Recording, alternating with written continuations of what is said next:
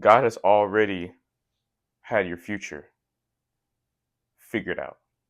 What you don't realize is God has plans for you that have already been created before you were even born. He knows your purpose.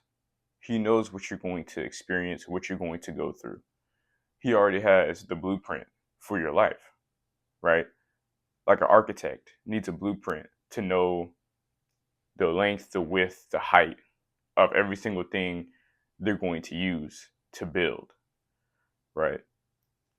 Like just like your life, right? The framework you need for your life, God should be the head of that. But what comes with that is planning, right? God should be number one, and then the rest of your life should be full of plans, right? How you see your life unfolding should start with God. Jeremiah chapter 29, verse 11 says, "For I know the plans I have for you, says the Lord. They are plans for good. They are plans for good and not for disaster, to give you a future and a hope." To give you a future and a hope. For I know the plans I have for you. God already knows the plans. So let the Lord work. Why are we always constantly wanting to work and thinking everything will go well for us? Right? We can put in however much work in our life, still not shape how we want it to. Our life cannot turn into what we see our future looking like just because we put in all this work. It's if God's will allows it. It's if God allows what's going on to happen for you, right? That's why we can't lean on our own understanding. We can't lean on our own understanding because leaning on our own understanding gives us a limited view of how our life is. When we have a limited view, we can't see the blessings. We can't see the future, right? Because we're only living in the present. God knows our past, present, and our future. God knows all three. We don't even have to explain anything. We don't have to talk to God about that stuff. He knows it. And so we sit here and try to be like Abraham and Sarah, who tried to bear a kid and tried to do what they wanted to do because they were so worried and because they couldn't trust God's plans and they wanted to rush the process. You cannot rush your own process. Repeat after me. Do not rush your process. Do not rush your process. Because when you rush the process, that's showing that you don't trust God fully. When you rush your process, you have no patience, you have no discipline, you have no wisdom. And a lot of us, we do try to do things on our own so we can get there because, yes, nobody's going to get it for us, right? Human beings are not going to get it for us, to get extra money for us. But God has already ordained how your life will go. Yes, you can do the extra to get multiple sources of income. That's really good. That's really good. But God has already ordained how that income will come to you, right? He will bless you with what he needs to bless you with at his own timing and his own expense, right? So when I think about Abraham and Sarah, Sarah was older. Abraham and Sarah specifically is older. She believes she cannot bear a child, right? Read about this in, I believe it's Exodus 20, or I believe.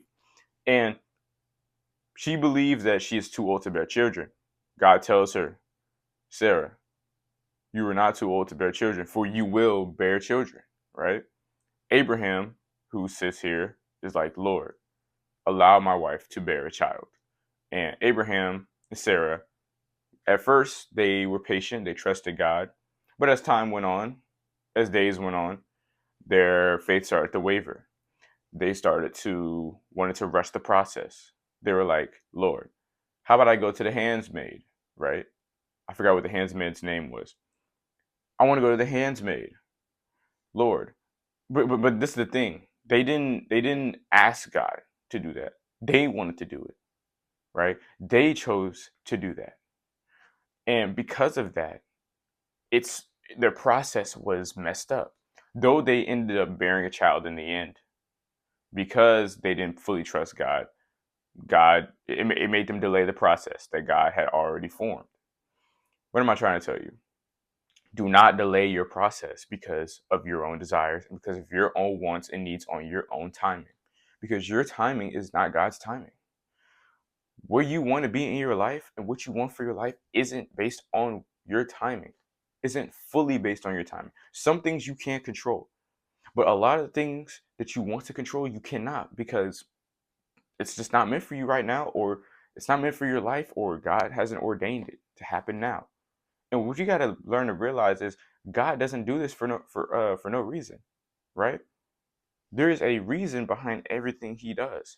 A lot of people ask me, how do I know if God is telling me that I should do this to fulfill my purpose for Him, or how do I know if it's Satan or if it's God?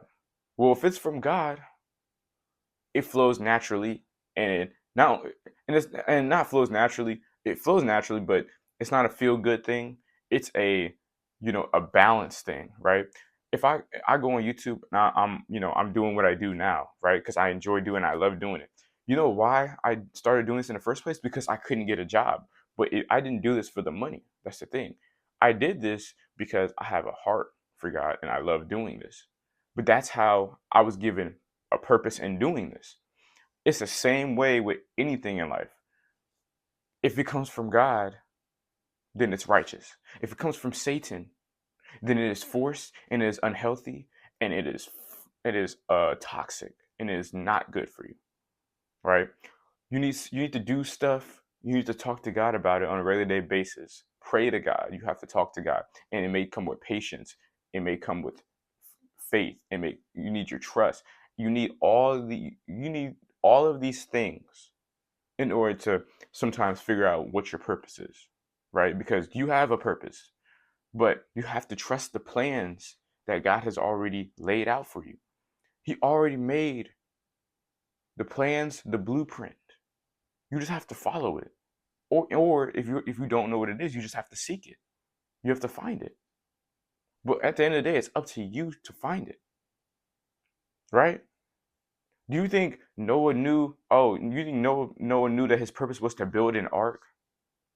That Noah knew? Oh, before God even told him. You think he knew that? Oh, I need to build an ark. I need to tell people that there's a flood coming. He didn't know there was a flood coming until God told him. He didn't know. But God gave him direct instructions. God gave him purpose, and with that purpose, He saved people that listened to Him. And there's some people that end up passing away because they were prideful and because they didn't want to listen. But see, that's what Noah had a purpose there.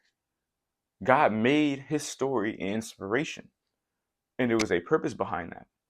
Same thing with Jonah. Jonah ran from God, and then Jonah got swallowed up by a fish, and he had no choice but to listen to God, and it really opened his eyes. Right? Same thing with Pharaoh. Pharaoh wouldn't let the people go. He would not let the people go, and so many times did Moses come up to Pharaoh, like telling him, "Let my people go." Right? So many times, so many different and y'all know I'm not gonna edit this video much. There was so many different plagues that the Lord put, whether it was famine, whether it was locust, right? Whether the people couldn't understand each other by having different languages, right? There were many different things that God used, but that was a part of the plan because God knew how foolish Pharaoh was, that he would keep going back and forth. Like, oh, tell your Lord to stop, with the famine, stop doing this, stop doing that, right? You can read about that in Exodus as well. This is when Moses parted the Red Sea. Let my people go, let my people go. Like, because of that, God ordained those things to happen to get Pharaoh to do it and to keep going back and forth. And for him, ultimately, to actually believe that there is a God, right? Because he would say, your God towards Moses. Tell your God to stop doing these things. But then Pharaoh became a believer. What am I trying to tell you? God has plans for you. God has designs for you. And it is up to you to follow those plans, to not follow those plans, and to rush those plans. Don't rush your process. Don't rush the plans God has for you, because He wants to prosper you. He wants your life to be amazing. He has built a life of amazingness for everybody, even in the worst conditions. I hope you enjoyed this video. Hope you learned something. As always, God bless.